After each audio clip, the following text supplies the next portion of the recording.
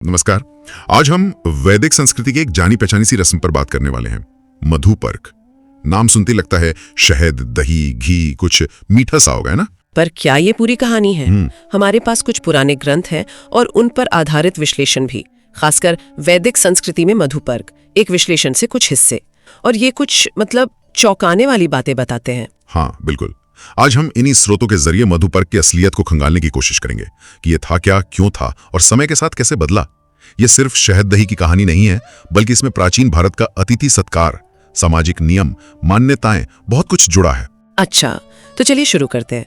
सबसे पहले ये मधुपर्क था क्या? इसका शाब्दिक अर्थ क्या है? स्रोत इसे सीधे सीधे आतिथ्य या सत्कार से जोड़ते हैं, हॉस्पिटैलिटी जिसे कहते हैं।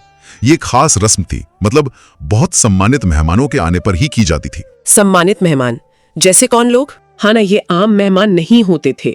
जैसे आश्वलायन गृही सूत्र है ना, वो पुराने ग्रंथ जिनमें घरेलू रीति रिवाज लिखे हैं, उसमें साफ लिखा है कि मधुपर्क किसे दिया जाता था। जैसे विद्या पढ़कर लौटा स्नातक छात्र, राजा, आचार्य यानी गुरु, ससुर, पितृव्य यानी चाचा या ताऊ, और मातुल यानी मामा। तो आप देख रहे हैं समाज के बड़े आदरणीय लोग। समझ गया। तो ये इज्जत देने का, सम्मान करने का एक तरीका था। लेकिन इस रस्म में होता क्या था असल में? यहीं पर शायद कहानी थोड़ी अलग मोड़ लेती है ना? खासकर इसमें इस्तेमाल होने वाली चीजों को लेकर। हाँ बिल्कुल, यहीं पर स्रोत हमें थोड़ा चौंकाते हैं। आश्वलायन गृह सूत्र में एक सूत्र है जो बार बार आता है, ना मांसो मधुपर्को भवति भवति। ना मांसो मधुपर्को, इसका क्या मतलब हुआ? इसका सीधा मतलब है बिना मांस के मधुपर्क होता ही नहीं, होता ही नहीं। ये जो 2 बार कहा गया है भवति भवति, ये जोर देने के लिए है कि मांस अनिवार्य था, जरूरी था, बिना मांस के नहीं। ये तो आज जो हम सोचते हैं उससे बिल्कुल ही अलग है। कोई भी मांस या कुछ खास तरह का मांस। आश्वलायन तो और भी साफ बताते हैं, उनके अनुसार सिर्फ मांस नहीं बल्कि गाय का मांस, गोमांस, वो जरूरी था। पूरी प्रक्रिया बताई गई है। मेहमान के हाथ मुंह धोने के बाद उन्हें गाय भेंट की जाती थी। सूत्र कहता है गाम वेदयन्ते। गाय भेंट की जाती थी, फिर उसका क्या होता था? फिर मेहमान की इच्छा पूछी जाती थी। उनके पास 2 विकल्प होते थे। अच्छा, 2 विकल्प कैसे? हाँ, या तो वो गाय के वध का उसे मारने का आदेश दें, या फिर उसे छोड़ दें, जिसे उत्सर्ग कहा गया है। हाँ। अगर वो वध चाहते तो एक खास मंत्र पढ़कर कहते ओम कुरुत, जिसका मतलब होता था इसे मारो। और अगर मेहमान उसे छोड़ना चाहे, कैसा भी होता था? उसे शायद बेहतर मानते होंगे। आपने कहा स्रोत उसे दया धर्म भी कहते हैं। हाँ, छोड़ने का विकल्प था, उसे दया धर्म कहा गया है, और उसके लिए भी एक अलग मंत्र था। लेकिन सबसे दिलचस्प बात सुनिए, गाय छोड़ने के विधान के ठीक बाद फिर वही सूत्र आ जाता है, नामांसो मधुपर्को भवति। अरे, फिर से छोड़ने के बाद भी? हाँ, और जो टीकाकार हैं, जिन्होंने इन सूत्रों को समझाया है, वो कहते हैं कि भले ही मेहमान गाय छोड़ दें, मधुपर्क तो मांस के बिना पूरा होगा ही नहीं। तो अगर गाय छोड़ी जाती थी तो फिर किसी दूसरे पशु जैसे बकरी वगैरह का वध करके उसका मांस परोसा जाना चाहिए। कमाल है। यानी मांस इतना जरूरी था कि गाय नहीं तो कोई और पशु सही, पर मांस तो होगा ही। अच्छा, क्या ये सिर्फ आश्वलायन गृह सूत्र में ही है या दूसरे ग्रंथ भी ऐसा कुछ कहते हैं? नहीं, ये सिर्फ एक ग्रंथ की बात नहीं है। कई और स्रोत भी इसी तरफ इशारा करते हैं। जैसे पारस्कर गृह सूत्र है, उसमें भी आचार्य, ऋत्विक यानी यज्ञ कराने वाले पंडित, संबंधी, राजा या कोई प्रिय व्यक्ति आए तो उनके सत्कार के लिए मांस जरूरी बताया गया है। और वहां भी गवालंभ यानी गाय के वध का जिक्र है। हाँ, उसमें यह विकल्प जरूर दिया है कि अगर मेहमान शाकाहारी हो, निरामिष भोजी हो, तो गाय को छोड़ दिया जाए।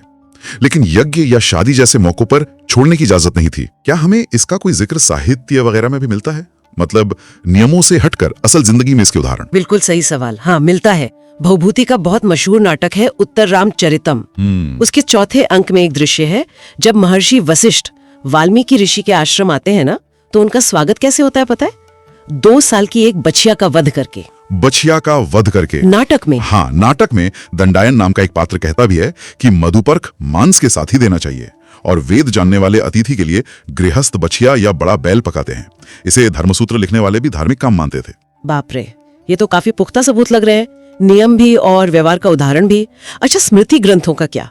जैसे याज्ञवल्क्य की स्मृति, क्या उनमें भी कुछ है? हाँ, याज्ञवल्क्य स्मृति की एक टीका है चंद्रकला। उसमें एक श्लोक आता है, महोक्षम व महाजम श्रोत्रिय आयोप कल्पयेत। इसका मतलब है कि वेद के विद्वान ब्राह्मण श्रोत्रिय के लिए बड़ा बैल महोक्ष या बड़ा बकरा महाज मारने का विधान था। तो ये सिलसिला आपस्तंभ और मानव गृह सूत्रों तक भी जाता है। बिल्कुल, आपस्तंभ गृह सूत्र भी यही कहता है, वेद जानने वाले ब्राह्मण, स्नातक, या गुरु आए तो मधुपर्क से सत्कार हो, और अगर वो आज्ञा दे तो गाय मारकर पेश करें। मानव गृह सूत्र तो और आगे जाता है। वो कहता है कि मधुपर्क में गाय मारकर 4 अलग गोत्र के ब्राह्मणों को खिलाना चाहिए, और इसके लिए वो श्रुति यानी वेद का हवाला देते हैं, नामांसो मधुपर्क इति श्रुतिः। ये तो हुई मधुपर्क की बात। क्या आश्वलायन गृह सूत्र में मांस से जुड़े और भी जिक्र मिलते हैं मधुपर्क के अलावा? हाँ, स्रोत कुछ और उदाहरण भी देते हैं। जैसे एक जगह बैल वगैरह के मांस से देवताओं और पितरों को तृप्त करने की बात कही गई है। फिर पूर्णिमा और अमावस्या पर पशु यज्ञ करने और उसके बचे हुए मांस, शहद और नमक वगैरह खाने का विधान भी है। और तो और 6 महीने के बच्चे का जब अन्नप्राशन संस्कार होता है ना, पहली बार अन्न खिलाते हैं, तो उसमें अच्छी सेहत और अन्न की कामना के लिए बकरी का मांस खिलाने का भी एक विकल्प दिया गया है। अष्टमी तिथि पर भी पशु यज्ञ और उसी पशु का मांस ब्राह्मणों को खिलाने की बात आती है। ये सब सुनना वाकई में मतलब आज के माहौल में थोड़ा अजीब लगता है। क्या उस वक्त भी इस पर कोई मतभेद या बहस होती थी? क्या सब लोग इसे सही मानते थे? बहस तो जरूर होती होगी। देखिए, शतपथ ब्राह्मण है एक बहुत महत्वपूर्ण वैदिक ग्रंथ। उसमें एक बड़ा मजेदार किस्सा दर्ज है। पुरोहितों में बहस हो जाती है कि बैल का मांस खाएं या गाय का। तब ऋषि याज्ञवल्क अपना फैसला सुनाते हैं। वो कहते हैं, अश्नामेवाहम अंसलम चेद भवति इति, मतलब भाई दोनों में जो नरम हो, मुलायम हो, मैं तो वही खाता हूँ। तो ये दिखाता है कि ये सिर्फ रस्म नहीं थी, खाने की पसंद नापसंद का भी मामला था। अच्छा, और जब पशु बलि दी जाती थी तो क्या उसके मांस के बंटवारे का भी कोई हिसाब किताब था? हाँ, बिल्कुल नियम थे। गोपथ ब्राह्मण और ऐत्रेय ब्राह्मण जैसे ग्रंथों में बताया गया है कि बलि वाले पशु का कौन सा हिस्सा किसे मिलेगा। जैसे जीभ, गर्दन, कंधे, पुट्ठे, टांगे वगैरह पुरोहितों के लिए, पीठ का हिस्सा यजमान यानी जो यज्ञ करवा रहा है उसके लिए, और पेट का निचला हिस्सा यजमान की पत्नी के लिए। सब कुछ तय था। लेकिन इस पशु हिंसा को सही कैसे ठहराया जाता था? इसके पीछे क्या सोच थी, क्या तर्क थे? हाँ, इसके लिए कई तर्क दिए जाते थे। एक बड़ा तर्क ये था कि जो हिंसा यज्ञ के लिए की जाती है वो आम हिंसा या सिर्फ मांस खाने के लिए की गई हत्या से अलग है। जैसे जगत गुरु शंकराचार्य का मत है, जिसे स्वामी विद्यानंद सरस्वती ने कोट किया है अपने लेख में। वो कहते हैं कि यज्ञ के लिए गोहत्या शास्त्र के अनुसार है, इसमें दोष नहीं लगता, बल्कि ये माना जाता था कि यज्ञ में मारा गया पशु सीधा स्वर्ग जाता है। अच्छा, मतलब पशु का भला हो रहा है ये माना जाता था? बिल्कुल, यही धारणा थी। एक भाष्यकार हुए हैं महीधर, उन्होंने तो यहाँ तक लिखा कि गोमेद यज्ञ यानी गाय की बलि वाला यज्ञ, उसमें मारी गई गाय के खून और हड्डियों से दूध और कपूर बन जाते हैं। एक पुराना संस्कृत का विश्वकोश है शब्दकल्पद्रुम, उसमें भी लिखा है कि गोमेद यज्ञ में गाय का इस्तेमाल बकरे जैसा ही है। इससे यजमान को स्वर्ग मिलता है और गाय को गोलोक। हालांकि स्रोत ये भी कहते हैं कि कुछ लोग शब्दकल्पद्रुम को उतना प्रमाणिक नहीं मानते। और याज्ञवल्क्य स्मृति, क्या वो पशुवध के बारे में सामान्य तौर पे कुछ कहती है? हाँ, याज्ञवल्क्य स्मृति का जो व्यवहाराध्याय है, मतलब कानून और व्यवहार वाला हिस्सा, उसमें 3 स्थितियां बताई गई हैं जब पशु को मारने में दोष नहीं लगता। पहला, श्राद्ध या अंतिम संस्कार के लिए, जिसे अनुस्तरणी गाय कहते थे। दूसरा, राजा को भेंट करने के लिए, राजगवी। और तीसरा, भोजन के लिए। स्मृति साफ कहती है, खादन मांसम न दोष भाग, यानी जरूरत के मुताबिक भोजन के लिए मांस खाने वाला दोषी नहीं है। और मनुस्मृति, उसका जिक्र तो बहुत आता है मांस खाने के संदर्भ में। हाँ, मनुस्मृति का एक बहुत मशहूर श्लोक है, अध्याय 5 श्लोक 56, न मांस भक्षणे दोषो न मध्य न च मैथुने, यानी मांस खाने, शराब पीने या मैथुन में अपने आप में कोई दोष नहीं है। लेकिन इसका पूरा संदर्भ समझना जरूरी है। मनुस्मृति आगे कहती है कि ये सब इंसान की स्वाभाविक प्रवृत्तियां हैं, मतलब नेचुरल टेंडेंसीज, लेकिन इनसे बचना यानी निवृत्ति वो ज्यादा अच्छा है। तो इसे पाप नहीं कहा, पर कंट्रोल करने को बेहतर बताया। लेकिन क्या मनुस्मृति पशु हिंसा पर कोई रोक भी लगाती है? हाँ, बिल्कुल। एक और बहुत महत्वपूर्ण श्लोक है, मधुपर्के च यज्ञे च पितृदैवत कर्मणि अत्रैव पशव हिंसा नान्यत्र इत्यब्रवीन मनु। इसका साफ मतलब है कि मनु के अनुसार पशुओं की हिंसा सिर्फ मधुपर्क, यज्ञ और पितरों या देवताओं से जुड़े कामों में ही ठीक है और कहीं नहीं। और एक आम सिद्धांत भी दिया गया है, वेद विहिता हिंसा न सा हिंसा प्रकीर्तिता, मतलब जो हिंसा वेद के आदेश से हो उसे हिंसा नहीं माना जाता। तो हमने देखा कि मधुपर्क में मांस, खासकर गोमांस, कितना अहम था। कई ग्रंथों में जिक्र है, इसे सही ठहराने के तर्क भी थे। तो फिर सवाल ये उठता है कि ये प्रथा धीरे धीरे खत्म कैसे हुई? आज तो मधुपर्क का मतलब बिल्कुल बदल गया है। हाँ, इसका मुख्य कारण माना जाता है भारत में बौद्ध और जैन धर्मों का उदय और उनका अहिंसा का सिद्धांत। इन धर्मों ने हर तरह की हिंसा, खासकर पशु बलि का बहुत जोरदार विरोध किया, और इसका असर वैदिक परंपरा को मानने वालों पर भी पड़ा। धीरे धीरे उन्होंने भी हिंसा कम करनी शुरू कर दी। तो क्या हुआ फिर? क्या मधुपर्क बंद हो गया या उसका रूप बदला? रूप बदला। पहले तो विकल्प ढूंढे गए, जैसे स्रोत बताते हैं कि गाय की जगह बकरी, जिसे छाग कहते हैं, उसकी बलि दी जाने लगी। संस्कारक कौस्तुभ नाम का एक ग्रंथ है, उसमें लिखा है गो प्रतिनिधित्वेन छाग आलभ्यते, मतलब गाय के प्रतिनिधि के तौर पर बकरी की बलि दी जाए। और फिर शायद बकरी का वध भी बंद हो गया होगा। हाँ, समय के साथ अहिंसा का विचार और मजबूत हुआ तो बकरियों की बलि भी काफी हद तक बंद हो गई।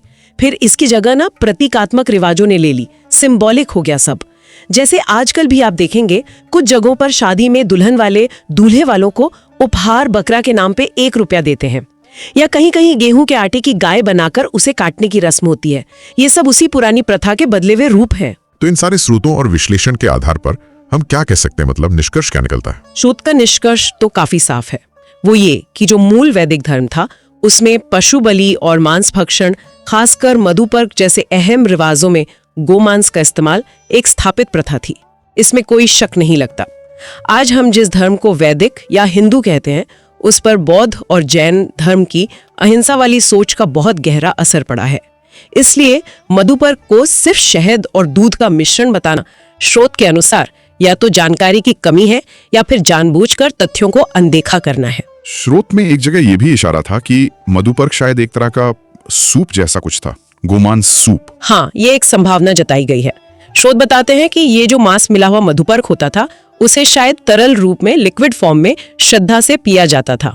आश्वालायन गृह सूत्र में इसे 3 हिस्सों में खास मंत्र पढ़ते हुए पीने का विधान है, और अंत में जो आचमन करते थे, मतलब कुल्ला करते थे, उसका मंत्र था अमृता तापिधानमसि। अमृता तापिधानमसि, हाँ, जिसका मतलब है जो अमरता का ढक्कन हो। इससे लगता है कि इसे अमृत जैसा पवित्र और महत्वपूर्ण माना जाता था। ये सारी जानकारी अगर हम आज के संदर्भ में देखें, खासकर जब गोरक्षा जैसे आंदोलन इतने मुखर हैं, तो बहुत विरोधाभासी लगती हैं। हाँ, विरोधाभासी तो है ही। स्रोत में स्वामी विद्यानंद सरस्वती और कांची मठ के शंकराचार्य जयेंद्र सरस्वती जी के बीच हुई एक बातचीत का जिक्र भी आता है।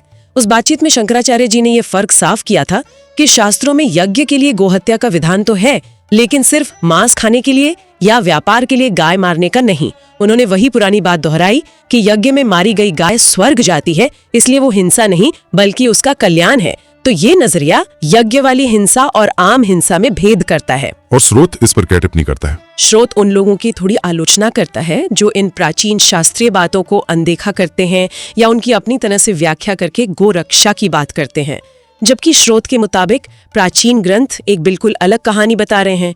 तो ये एक पेचीदा मसला है जहां धर्म ग्रंथों की व्याख्या, ऐतिहासिक सच्चाई और आज की सामाजिक राजनीतिक भावनाएं सब आपस में उलझ जाती हैं। तो अगर हम आज की इस पूरी बातचीत को समेटें तो मुख्य बातें क्या रही? मुख्य बात तो यही है कि मधुपर्क, जो मूल रूप से मेहमान नवाजी का एक अहम वैदिक अनुष्ठान था, उसमें मांस एक बहुत जरूरी हिस्सा था, और कई प्रमुख स्रोतों जैसे आश्वलायन, पारस्कर, आपस्तम जैसे गृह सूत्र, याज्ञवल्क्य और मनु जैसी स्मृतियां, शतपथ जैसे ब्राह्मण ग्रंथ और यहाँ तक कि भवभूति के नाटक जैसे साहित्यिक उदाहरण, इन सब के अनुसार ये मांस अक्सर गोमांस होता था और ये खास मेहमानों और खास मौकों के लिए ही था। हाँ, और हमने ये भी देखा कि कैसे इस प्रथा के समर्थन में तर्क दिए जाते थे, जैसे यज्ञ में पशु को स्वर्ग मिलना या वेद के आदेश पर की गई हिंसा का पाप न होना। बिल्कुल। और हमने ये भी समझा कि कैसे बौद्ध और जैन धर्म के अहिंसा के प्रभाव ने इस प्रथा को धीरे धीरे बदला। गाय की जगह बकरी आई, फिर वो भी काफी हद तक बंद हुई और फिर बस प्रतीकात्मक रस में रह गई। ये सब वाकई सोचने पर मजबूर करता है। एक तरफ हमारे प्राचीन ग्रंथ हैं जिनमें ये सब इतने विस्तार से लिखा है, और दूसरी तरफ आज की मान्यताएं और प्रथाएं हैं जो इससे बिल्कुल अलग नजर आती हैं। ये सवाल मन में उठता है कि समय के साथ हमारी सांस्कृतिक और धार्मिक मान्यताएं इतनी कैसे बदल जाती हैं। समाज इन बदलावों को कैसे अपनाता है, उनके लिए नए तर्क कैसे गढ़ लेता है, या फिर पुरानी बातों को कैसे भुला देता है। ये हमेशा एक विचार करने लायक विषय है कि इतिहास की व्याख्याएं कैसे बनती हैं और कैसे बदलती रहती हैं।